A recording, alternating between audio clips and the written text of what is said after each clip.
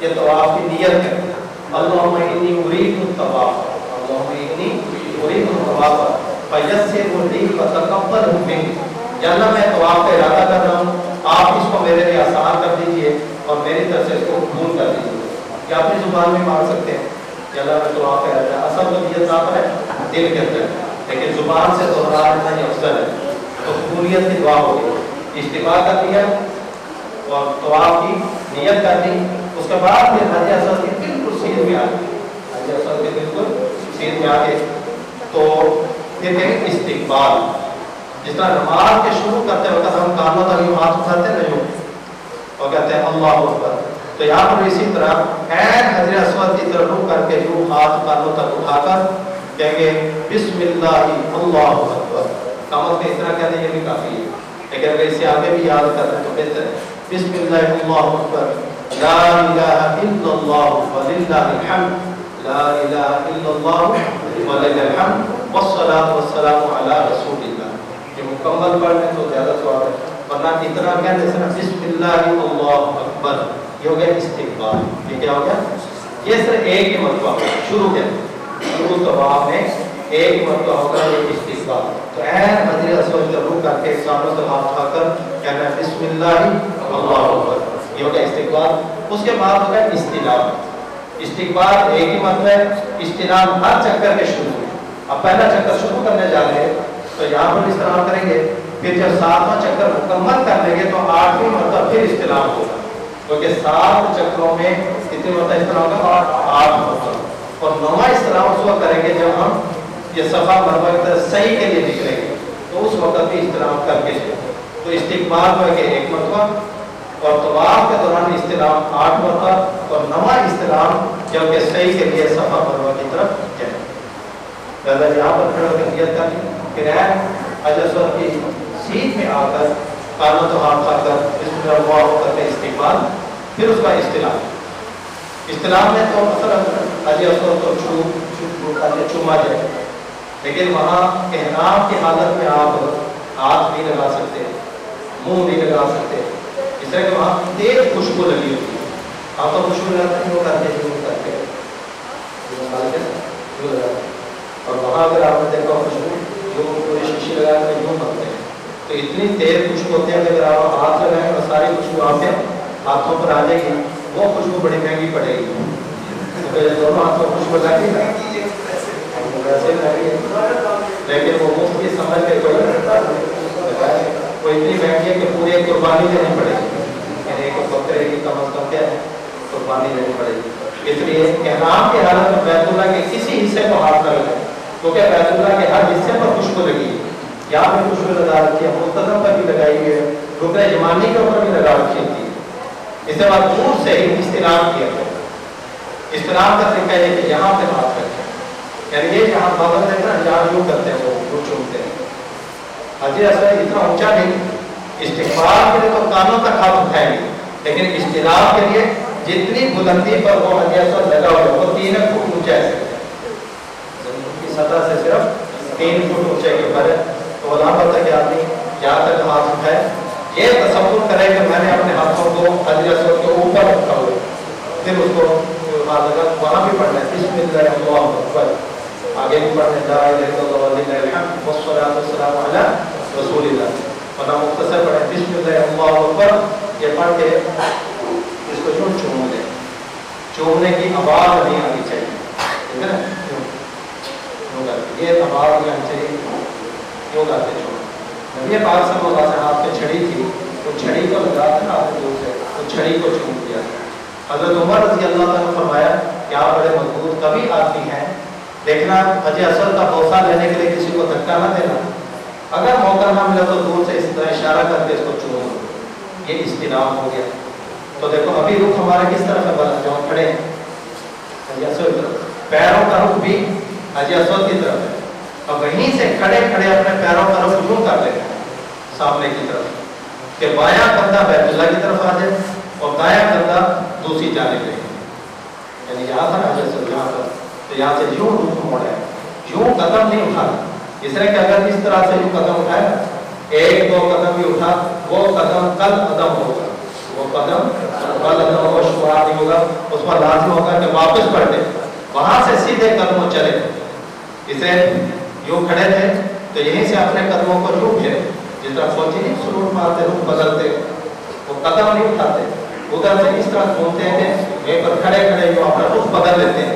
तो बस वहीं से खड़े खड़े अपना रुख बदलने कि बायां कंधा बैतुल्लाह की तरफ हो गया, दायां कंधा आजाद है, फिर चलना शुरू करें। और ये पहले 3 चक्रों में रमल भी करें, ये भी सुन्नत है मर्दों के लिए। औरतें ना इस्तेमाल करेंगी, ना रमल करेंगी, ना सफा मरवा के दरमियान जहाँ सही होती है ना दौड़ना, वो वहाँ भी नहीं दौड़ेंगी, क्योंकि औरत के लिए पर्दे का मसला बहुत ज्यादा मांग है। हालांकि आप जानते हैं कि सफा मरवा के दौरान कौन दौड़ी थी बता, ये औरत का एक तरीका था, उस भी हम नकल करते हैं, लेकिन औरतों को माना है, औरतों को माना कि औरतें दौड़ेंगी नहीं, वहाँ आम चाल चलेंगी। इसी से अंदाजा हो सकता है कि वो औरतों के पर्दे का मसला शरीयत की निगाह में कितना आम है, कि जो अमल एक औरत से शुरू हुआ, औरतों को मजमे के अंदर उस अमल के दोहराने से मना कर दिया कि औरतें उस अमल को नहीं दोहराएंगी, बल्कि वो अपने आम चाल चले। तो पहले 3 चक्रों में रमल भी करें। रमल है ना, यानी करीब करीब को रखते हुए अपने शानों को यूं हिलाते हुए पहलवानों की तरह चले, थोड़े से सीना तान करना, शान हिला कर इस तरह से चले जिस तरह पहलवान चलता है। तो इस तरह ये चलते हैं, पूरे चक्कर में रमल करें। बाकी कोई खास जिक्र दुआ यहाँ मकबूल है। यह कि तीसरा कलिमा सुब्हानअल्लाह वल्हम्दुलिल्लाह वला इलाहा इल्लल्लाह वल्लाहु अकबर, ये कसरत से पढ़े। इसके अलावा भी जो दुआएं आदमी पढ़ना चाहता है या जिक्र करना चाहता है, पहला कलमा, तीसरा, दूसरा, चौथा पढ़ सकता है सारे। लेकिन ये जो एक तरीका बाद में निकाला है कि कोई मौलवी साथ होता है, वो पढ़ता है फिर साथ वाले दोहराते हैं, ये गलत है। वो जगह तालीम व ताल्लुम की नहीं, वो जगह तालीम व ताल्लुम की नहीं, वो जगह इबादत की है। इसे वहाँ पर तरीका जो मैंने सीखा उसके मुताबिक अमल करें। वहाँ पर बहुत सारे देखिए, ये ईरान वाले तो बहुत शोर करते हैं वहाँ पर, इसके अलावा भी कुछ लोग आते हैं, वो एक आगे आगे चल रहा होता है, पीछे दूसरे शोर कर रहे हैं, वो सब की इबादत में खलल डालते हैं। इसे बगैर ऊंची आवाज के वहाँ पर जो आदमी को जिक्र आता है, सूरतें भी आते हैं, वो भी पढ़ सकते हैं, लेकिन अफसर यह कि तीसरा कलमा पढ़ता जाए। फिर जब आदमी चलते चलते यहाँ पर आ गया रुकने जमाने की तरफ, आपको पता है कि अभी तो यहाँ पर क्या लगी है, खुशबू, वरना अगर खुशबू ना हो तो इसका भी इस्तेमाल होता है। वो इस तरह है कि दोनों हाथ यूं लगाएं, इस किनारे पर दोनों हाथ यूं लगाएं, कि अगर दोनों तो सिर्फ दायां हाथ लगाएं, यह नहीं कि बायां हाथ लगा के चल रहे, क्योंकि ऐसा तो बायां कंधा इधर है ना, तो चलते चलते आदमी यूं बायां हाथ लगा, ये बेअदबी है। अगर लगाना है तो दायां हाथ लगाएं या दोनों लगाएं। अगर दूर से गुजरना फिर इसका इशारा नहीं, अजय होता जो है ना कि इस्तेलाम से बाकायदा मौका नहीं मिला तो दूर से इस्तेलाम हो सकता है, लेकिन रुकने जमाने का इस्तेलाम दूर से नहीं होगा, दोनों हाथ लगाएं या दाएं हाथ लगाएं, वरना इसी तरह से गुजर जाए।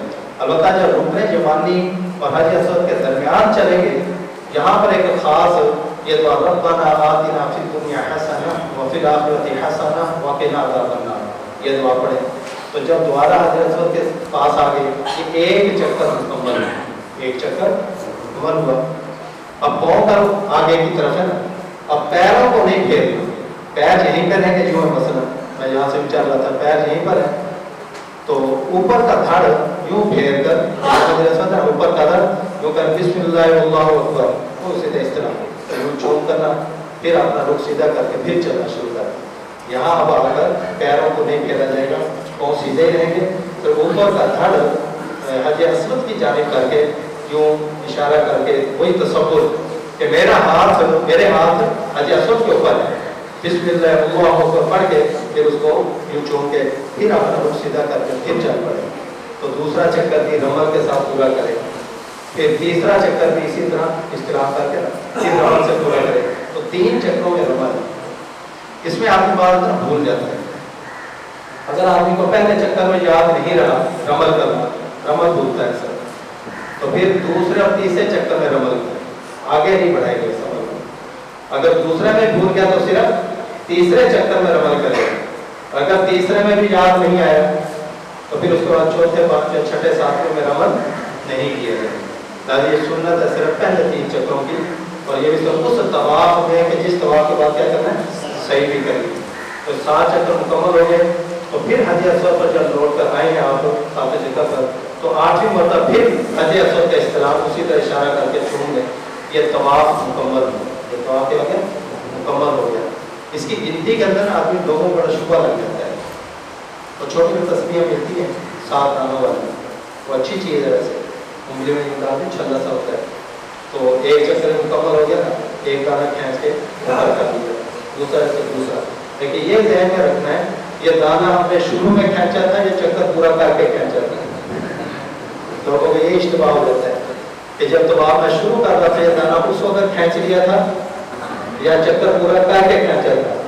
तो फिर जो आदमी अब 6 चक्करों पर पता नहीं 7 चक्कर पूरे हो गए, अगर खींचा कब था उसने, चक्कर पूरा करके, तो चक्कर पूरा करके खींचे ना, तो फिर 6 चक्करों पे बहुत सारा समय मैंने शुरू में खींचा था तो लगा फिर एक खींच दिया। तो अगर कभी ऐसा इश्तिबाह हो जाए कि 6 चक्कर हुए कि 7, फिर आदमी ये समझे कि 6, फिर आदमी यही समझे कि 6 में एक चक्कर और लगा ले, ताकि शक कमी में ना रहे, ज्यादती में हो जाए, शक कमी में ना रहे बल्कि ज्यादती में हो जाए। तो लिहाजा जितने चक्करों का इस्तिबा हो ना उतने चक्कर मजीद लगा। 5 हुए कि 7 हुए तो ये समझे कि 5 ही हुए, 2 चक्कर और काट ले। 6 हुए कि 7 हुए, ये समझे कि 6 चक्कर में तो 7वां चक्कर है और लगा ले। और जब 7 चक्कर पूरे कर चुका 8 होता इस्तिलामों के साथ, उसके बाद फिर आदमी चाहे तो अभी मुल्तज़म से हो जाए, लेकिन आप तक वहाँ खुशबू लगी हुई है, वहाँ ना छीटे, इससे सीधा कहाँ चला जाए, नहीं 2 रफ्ते पढ़ने के लिए, यानी इससे पीछे रखते। देखिए लोग कहते हैं मकाम इब्राहिम के ऊपर खड़े होकर ये 2 रफ्ते पढ़ना लाजिम है, और लोग यहाँ दुआ करें तो उनके दरमियान में नियत बांध लेते हैं, वो सबको तकलीफ पहुँचाते हैं। लोगों की लादत वहाँ से जो गुजर रहा है वहाँ पर नियत बांध के खड़ा हो जाना, ये सब के लिए दिक्कत का सबब है। इसे यहाँ अगर जगह नहीं है मकाम इब्राहिम के साथ तो आदमी पीछे निकल गया, तो पीछे जाकर उसकी सीध में पढ़ ले कि बैतुल्लाह और नमाजी के दरमियान में मुकाम इब्राहिम आ जाए, तो तब भी ऐसे जैसे मुकाम इब्राहिम पर आदमी ने ये 2 रफ्ते पढ़ी। वरना अगर वहाँ बिल्कुल जगह ना हो तो पूरी मस्जिद हराम में कहीं भी पढ़ ले, पूरी मस्जिद हराम में कहीं भी पढ़ ले तो उसके ये 2 रफ्ते वाजिब, 2 रफ्ते 2 रकअत वाजिब तवाफ, 2 रकअत ये तवाफ के 2 रफ्ते वाजिब। उसके बाद फिर पेट भर कर आदमी ये पानी पिए, आबिद वो भी उसी तरह से करीबी पानी के 3 दुआएं हैं। अल्लाहुम्मा इन्नी अस्अलुका इल्मन नाफिया, अल्लाह मैं आपसे नफ़े वाले इल्म मांगता हूँ, मुझे नफ़े वाला इल्म अता कर। नफ़े का इल्म होता है जिस पर आदमी को अमल की तौफीक हो जाए, व रिज़्क़न वासिअन, वसअत वाला रिज़्क़ अता कर, व शिफ़ाअन मिन कुल्लि दाइन, हर बीमारी से अल्लाह शिफा अता फरमा। तो ये दुआएं मांग कर आदमी पेट भर कर वहाँ पर पानी पिए। या तो देते हैं थोड़ा थोड़ा हाथी आएंगे वो भी ऐसा डाल कर देंगे, अगर इतना नहीं डालना चाहिए, गिलास भर के देना चाहिए। उसका तरीका मैं आपको बता देता हूँ, कूलर भरें, उसके अंदर फिर इतना सा आबे ज़मज़म मिला दें, वो सारे आबे ज़मज़म बन जाएंगे। आबे ज़मज़म इतना बाबरकत पानी है, उसको अगर पूरे ड्रम में मिलाएंगे और पूरा ड्रम आबे ज़मज़म बन जाएगा।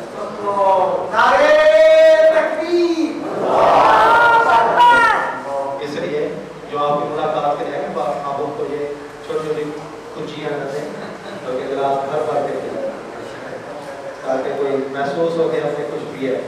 मना क्या करते हैं, उन्हें पहले पिला दो इतना सा, ऊपर से फिर कहते हैं वो कोक और पेप्सी ये तो पिले, उसका असर तो कोक और पेप्सी में कम कर देंगे। हमारा गिलास भर के उसके अंदर क्या मिला, आबे ज़मज़म मिलाएं, वो सारे आबे ज़मज़म के हुक्म में हो जाते हैं।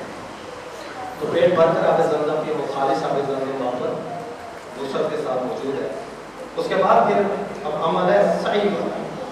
पहले ये होता था कि वहाँ से आबे ज़मज़म पीकर इधर से ही आते थे हज अस्वद के सामने।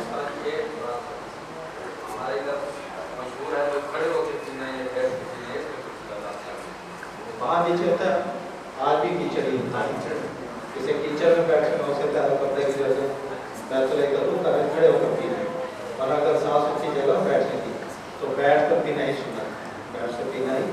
वो जो आपके साथ एक कुएं के करीब खड़े होकर पिया था, वहाँ यही मजबूरी थी, वहाँ एक तो रश लगा होता, नीचे कीचड़ कीचड़ थी, इस तरह आपने साथ खड़े होकर पी लिया था।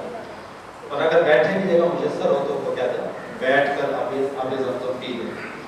ये मैं बात कर रहा हूँ कि पहले सहूलत थी, کہ جہاں پر آپ نے زمزم کیا یہیں سے آگے حجر اسود کے سامنے یہاں سے ادھر کو آگے یہاں سے نمی مرتبہ اس طرح کر کے اس کی سیر میں اس طرح باب صفا ہے اس کی سیر میں حجر اسود کی سیر میں باب صفا ہے مشرق کی طرف باب صفا ہے تو یہیں سے نکل جاتے تھے قریب ہی لیکن اب جو لوگ عمرہ کر کے انہیں بتلایا خود حضرت مدیالی صاحب نمبر کا وہ بھی گئے تھے پیچھے اسی سال میں گئے تھے پہلے وہ کہتے ہیں ہم یہاں سے ادھر واپس نہیں لوٹنے دیتے کیونکہ رش زیادہ ہے اب یہ کہ ایک چکر اور لانا پڑتا ہے یہاں سے آگے جا کر پھر کوئی سیڑھیاں چڑھتی ہیں وہاں سے چڑھ گیا پھر پورا چکر جو گھوم کر آ کر پھر یہ کہ آدمی باب صفا میں جاتا ہے ہر چیز کا وہاں پر آپ خیال کریں گے ادھر کو آنے کی اجازت نہیں دیتے تو وہاں سے آپ پہلے پوچھ رہے کہ ادھر کو جا کے کہاں سے سیڑھی چڑھے کہتے ہیں ہمیں بتا کے ادھر سے چڑھو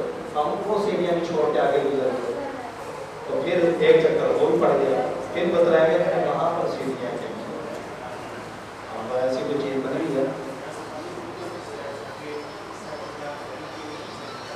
کوئی ایسی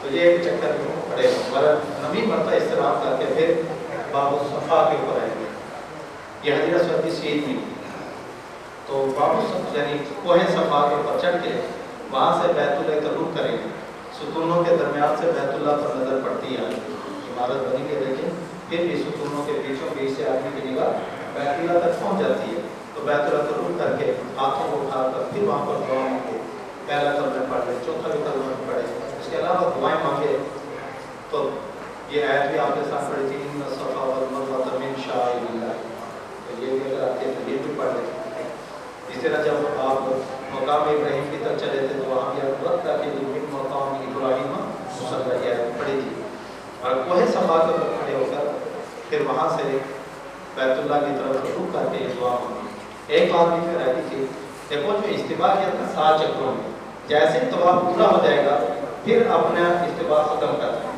یعنی کندھے کو ڈھانپ کر وہ 2 رکعتیں پڑھ دیا کندھوں کو ڈھانپ کر 2 رکعتیں پڑھیں گے اس کے بعد استلام کر کے باب صفا سے کوہ صفا پر آ گئے وہاں سے دعا مانگ کر پھر مروہ کی طرف چلے بلندی کے اوپر ہے تو وہاں سے نیچے کو اتر اور تو 3 منزلی ہے تو کیا نیچے منزل رش اوپر والی منزل چلے گئے وہاں رش اس سے اوپر کر تو جہاں بھی کر لیں گے انشاءاللہ یہ صحیح ہو جائے گی اور وہاں سے نیچے کو کر کے عام چال چلیں گے جہاں تک کہ جو میلین افضل ہے آج کل میلین افضل ہے کہ جب ٹیوبین افضل ہے یعنی صبر رنگ کی ٹیوبیں لگی ہوئی ہیں باقی سارے رستے سفید ٹیوبیں ہیں خاص اس جگہ پر صبر ٹیوبیں اس کی روشنی فرش کے اوپر بھی پڑ رہی ہے تو آدمی کو نیچے کو نگاہ جھکا کے نہیں چلے گا اس سے بھی معلوم ہو جاتا ہے کہ یہاں سے وہ صبر ٹیوبیں اور صبر روشنی شروع ہو گئی تو وہاں سے لے کر اگلی صبر روشنی تک وہاں تک آدمی ذرا تیز رفتار سے دوڑتا ہوا چلے مرد دوڑیں گے یہ ہے اصل صحیح جس کو کہتے ہیں صحیح دوڑنا تو یہاں درمیان میں جا کر صحیح کرے گا پھر جیسے ہی صبر روشنی ختم ہوگی پھر عام چال لیکن عورتیں یہاں پر نہیں دوڑیں گی عورتیں آپ کی اسی عام چال سے ہی چلتی جائیں گی پھر آگے عام چال چل کے مروہ کے اوپر چلے گئے مرد تو اوپر تک جتنا چڑھتے اتنے افضل ہے لیکن عورتوں کے لیے بہتر ہے کہ تھوڑا اوپر چڑھیں اور تھوڑا اوپر چڑھ کے وہاں سے جہاں موڑ کاٹا لکھا ہوا ہے تو وہاں سے موڑ کاٹ کے ادھر کو چل رہا ہے کیونکہ اوپر ہوتا ہے رش مردوں کا رش کے اندر عورتوں کو گھسنا چاہیے تو طواف کے دوران بھی عورتوں کو چاہیے کہ باہر باہر طواف کریں حضرت عائشہ رضی اللہ فرماتے ہیں کہ ہم بیت اللہ کا طواف کرتے تھے حج رہتے ہوں جانے جانے مردوں سے دور رہتے ہوئے تو اگر بیت اللہ میں کبھی داخل بھی ہونا ہوگا تو فرماتے ہیں کہ پہلے سے بتلا دیا جاتا کہ ازواج مطالعہ داخل ہونا چاہتی ہے تو بیت اللہ بالکل اندر سے خالی کر دیا کوئی کمرہ ہے تو پھر یہ کہ ہم اندر داخل ہوتے ہیں حالانکہ مائیں ہیں لیکن مردوں سے بچنے کا اس کا طریقہ کیونکہ ایک خرابیاں اور سے زیادہ کرتی ہیں حج اسود کا پوسا دینے کو وہ تو بڑا شوق ہے اس کی وجہ سے ہو گیا اور رش کے اندر گھس کر وہاں پر کھڑی رہتی ہے وہاں پر مردوں کا بھی مسئلہ ہے عورتیں بھی درمیان میں کھڑی ہے تو وہاں پر مردوں کے ساتھ کندھے سے کندھا مل رہا ہے جسم بھی ساتھ رہتا ہے عورتوں کا اس طرح سے رش کے اندر داخل ہونا سرے سے جائز نہیں اور مردوں کا بھی عورتوں کے رش میں داخل ہونا جائز نہیں ایک آدمی نے مسئلہ پوچھا ہے میں اس لیے کہہ رہا ہوں کہ کتنی بڑی بھی خراب ہے یہ تو اللہ کو راضی کرنے ہیں. کہتے ہیں میں حضرت سے بہت سا لین چلا وہاں میں پھنس گیا عورتوں کے مجمع کے اندر. کہتے 9 دن مجھے انتظار ہو گیا کہ بیت اللہ کے اندر اور حضرت کے سامنے وہاں کے عالم حاصل ہو گئے. اس طرح کہہ رہا ہوں کہ مرد عورتوں سے دور رہیں اور عورتیں مردوں سے دور رہیں. ہر جگہ جہاں پر بھی مردوں کا رش ہے عورتیں وہاں سے اپنا دامن بچائیں. اس لیے صفا اور مروہ کی بلندی پر نہ چڑھیں, بلندی کے اوپر رش ہوتا ہے. اس لیے عورتیں صرف نیچے سے تھوڑی سی چڑھائی چڑھ کے جہاں سے جو موڑ سا بنا وہاں سے موڑ کاٹ کے واپس آتی ہیں. لیکن کچھ درمیان میں بھی رستے بنے کہتے ہیں وہیں سے موڑ کاٹ لیں. بیچ میں بھی ہے نا کچھ کٹ سا بنا ہو, ان کٹ سے واپس نہ آ جائیں. وہ تو بہت شارٹ کٹ صفا مروہ کی سے ہوتے ہیں پورے صفا مروہ کا. تو صفا سے لے کر مروہ تک ایک چکر ہے. تو پھر مروہ کے اوپر کھڑے ہو کر دعا مانگ کر پھر مروہ سے چلیں گے صفا پر, یہ دوسرا چکر ہے. یہ بھی ضروری ہے جاننا. ایک مولوی صاحب نے بتایا تھا, اب آپ تو پتہ کیا سمجھتے ہو, اگر ہم پڑھے لکھے تھے مولوی صاحب سے وہ کہتے ہیں میں نے صحیح کی بس سائیں چڑھ گیا تھک گیا.